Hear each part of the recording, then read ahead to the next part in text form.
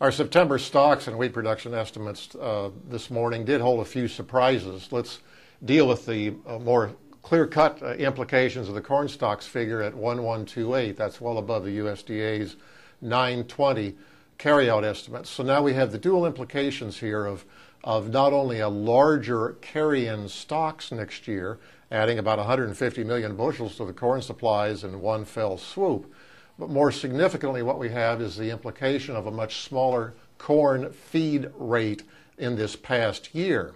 In fact, feeding this past year may be as low as 47.93 versus the government's estimate at 5 billion. Well, now what that does is makes next year's corn feed rationing task to cut demand down to the projected 4,700 that we have look much more doable, much more achievable, much easier to accomplish. In fact, feed rationing for the 5 major grains in the aftermath of this report looks like it only has to be about 1.5%. So in other words, what we thought earlier was the job of needing to ration demand by as much as 5%, now only looks like a much more anemic, much more achievable 1.5%. So the job of the rationing to cut demand enough to end up with enough ending stocks next year is very diminished, and then therefore it's bearish. So we've got bigger stocks and a bigger demand base. Calls are down 10, perhaps as much as 20 on the opening calls here this morning, maybe closer to 10 cents. We may drop corn prices down to a level, though, where the Chinese will be interested in making new purchases. We know they want to rebuild domestic stocks that have been depleted. And if you have break prices 10, 20, 30 cents from here, we've got to watch out for that. And of course, their tonnage could be a supply-demand disrupting new development. So we don't want to get carried away with the downside projections here. But what we have here are more stocks, and now we'll move on to the October 12th crop report. The trade's debating whether the crop's larger or smaller. Some people think it's smaller, but early harvest results may suggest that it's slightly bigger. At least it's not a lot smaller in our mind.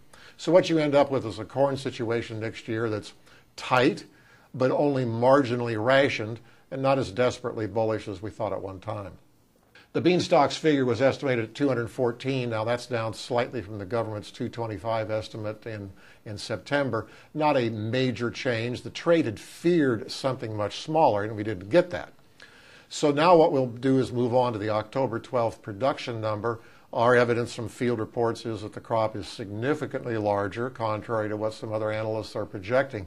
So with a larger crop and a carryout that's not dramatically smaller, we may build stocks next year to a burdensome level, and the downside potential could be substantial in beans. Some models might take us down to 1025. So all of a sudden, instead of a rationing job or a snug or tight situation, we may actually have ample or surplus bean stocks this coming year. And with 7 million more tons of beans in South America, Western Hemisphere supplies are adequate for the time being. The wheat situation, though, is much more confusing. First of all, our wheat production number was down significantly. The wheat production number at 2008 was down about 60 million from USDA projections. This was all in spring wheat. Well, the spring wheat market's been very nervous in recent weeks, and the trade suspected a smaller number, but the spring wheat production number was even about 30 million below the trade guess. So now what we end up with outright there is an extremely tight spring wheat supply-demand situation with stocks plunging to extreme tightness. So Minneapolis is going to have to continue to maintain a premium to their other subclasses. But then what is confusing with this wheat situation this morning is that the stocks number at 2150 is way above the trade expectation. So what you have here is a smaller crop, but a much bigger stocks number. Well, now the trade had clearly anticipated huge wheat feeding with the collapse of wheat prices in recent months versus corn. Very commonsensical. The report shows just the opposite. It implies that first quarter of the wheat year, feed usage is record small. Well, this is really implausible. It's unexplainable. There's something wrong here. Either the stocks number's wrong or the production number's wrong. And the government's going to be confronted with a conundrum here for the October crop report that'll be almost unsolvable. I would suspect they may leave the feed number at the unchanged level at 240 million that they used in September just because they won't know what else to do.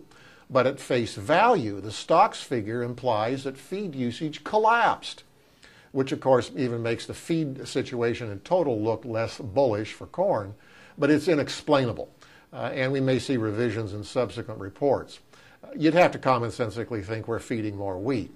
So what happens here at face value is that the U.S. wheat stocks decline to another tight level this year. And wheat will really just rotate in the orbit of corn and maybe even gain on corn, as the job to feed wheat is not as great now with the smaller total crop.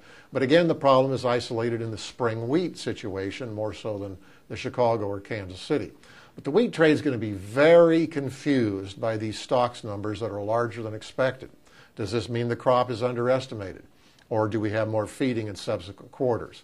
And this may confuse the wheat trade, but it's going to follow really along with the corn market. So what we have here this morning is a situation that, on top of the possibility of a bigger corn crop, now gives us bigger corn stocks and is probably going to limit the ability to rally from here, watching China demand. An outright bearish bean situation as these yields are incredible coming out of the field. And a wheat situation is much more confused, and the wheat market's probably going to follow corn in the aftermath as reported this morning.